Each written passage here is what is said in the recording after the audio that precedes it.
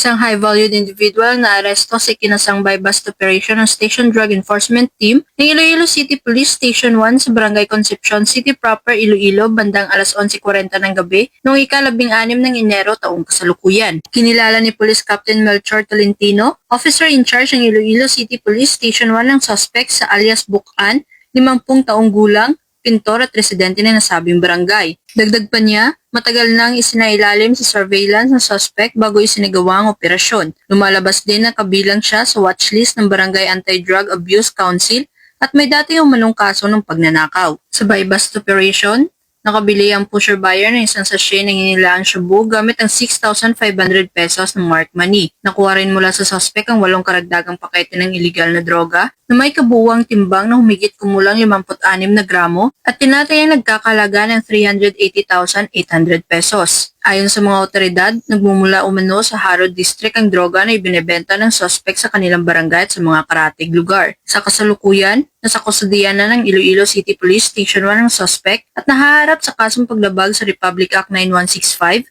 o ang Comprehensive Dangerous Drugs Act of 2002.